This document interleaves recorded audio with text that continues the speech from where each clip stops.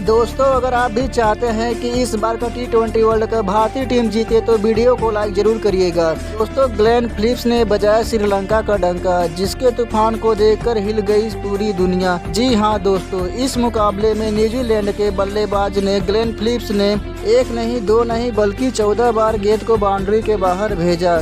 आखिरकार किस तरीके से रही इनकी आतिशी पारी, तो मुकाबले में श्रीलंकाई गेंदबाजों ने कैसे करी वापसी, ये आपको बताएंगे ही साथ दूसरी पारी में न्यूजीलैंड को गेंदबाजों ने श्रीलंकाई बल्लेबाजों को किया चारों खाने चित।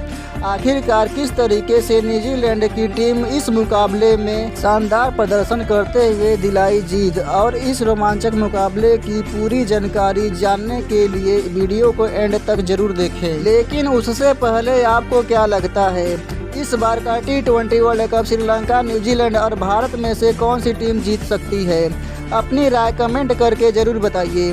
दोस्तों, न्यूजीलैंड और श्रीलंका के बीच आज वर्ल्ड कप का रोमांचक मुकाबला खेला गया। सिडनी के स्टेडियम पर खेले गए इस मुकाबले में न्यूजीलैंड के कप्तान केन विलियमसन ने टॉस जीतकर पहले बल्लेबाजी करने का फैसला किया, जो काफी हद तक सही भी साबित हुआ, क्योंकि पहले बल्लेबाजी करते हुए 167 रन 7 विकेट के नुकसान पर न्यूजीलैंड ने बना दिए थे। दरअसल न्यूजीलैंड के तरफ से पारी की शुरुआत करने के लिए फिन एलन और कानवे आते हैं। वही श्रीलंका की तरफ से गेंदबाजी करने के लिए शुरुआत महेश तीक्षणा ने करी, जहां पर न्यूजीलैंड को पहले ही ओवर में झटका लगता है, और यह झटका काफ़ी ज़्यादा तगड़ा था। पिछले मुकाबले में 16 गेंदों पर 41 रनों की पारी खेलने वाले फिन एलन एक रन बनाकर आउट हुए। दरअसल महेश तीक्षणा ने फिन एलन को क्लीन बोल्ड किया, जिसके बाद बल्लेबाजी करने के लिए कप्तान केन विलियमसन आते हैं, जहां पर तीसरे ओवर में न्यूजीलैंड के टीम 7 रन के स्कोर पर एक और झटका लगता है। जी हां दोस्तों, तीसरे ओवर में धनंजय डिसल्वा ने डिवान कानवे को क्लीन बोल्ड किया। पिछले मुकाबले में 92 रन बनाने वाले डिवान कानवे ने इस मुकाबले में मात्र 4 गेंदों में 1 रन बना सके, और बल्लेबाजी करने के लिए ग्लेन फिलिप्स आ चुके थे।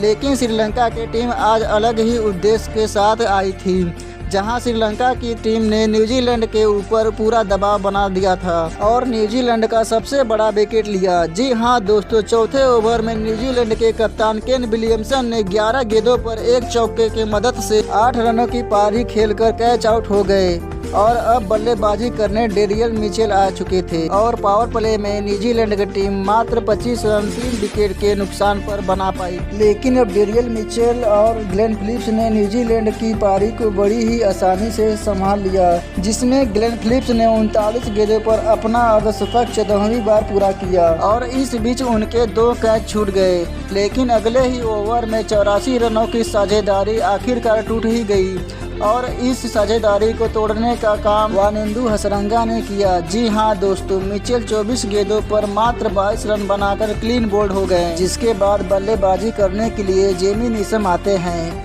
लेकिन एक तरफ से ग्लेन फिलिप्स ने पारी को संभाल कर रखा था, वहीं 18वें ओवर में राजीता ने जेमी नीशम को 8 गेंदों पर 5 रन बनाने के बाद कप्तान दासू सनका के हाथों कैच आउट करा दिया, और अब बल्लेबाजी करने के लिए मिचेल सेटनर आए थे, जहां 19वें ओवर में ग्लेन फिलिप्स ने 61 गेंदों पर अपना शतक पूरा किया, और न्यूजीलैंड के तरफ से वर्ल्ड कप में शतक लगाने वाले वो दूसरे खिलाड़ी बने।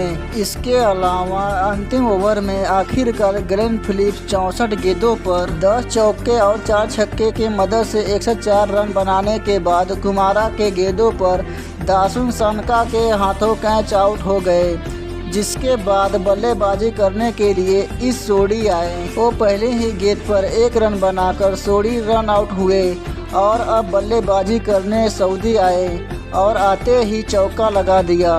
तो दूसरी तरफ मिचेल सेटनर ने गेंदों पर 11 रन बनाकर नाबाद रहे, और इसी के साथ न्यूजीलैंड की टीम ने 20 ओवर में 167 रन 7 विकेट के नुकसान पर बना दिए।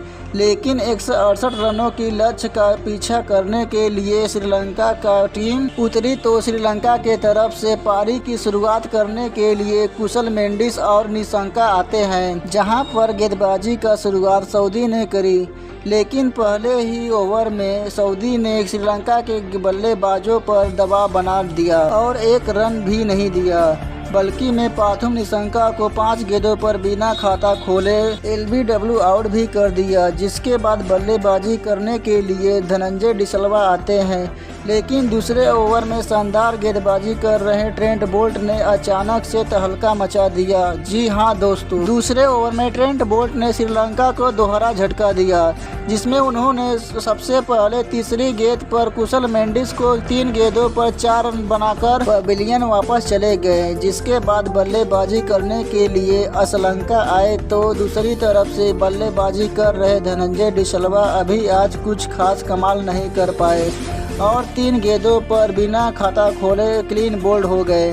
जिसके बाद बल्लेबाजी करने के लिए भानुका राजपक्षे आते हैं। वही चौथे ओवर में एक बार फिर से बोल्ट ने 440 बोल्ट का झटका दिया और श्रीलंका को 8 गेंदों पर 4 रन बनाने के बाद टीम एलन के हाथों कैच आउट कर दिया। जिसके बाद बल्लेबाजी करने के लिए करुणारत्ने आते हैं। तो वही पावर प्ले के समाप्त होते ही अगले ओवर में पहले ही गेंद पर रिचर्ड शेटनर ने करुणारत्ने को 8 गेंदों पर 3 रन बनाने के बाद ट्रेंट बोल्ट के हाथों कैच आउट करा दिया।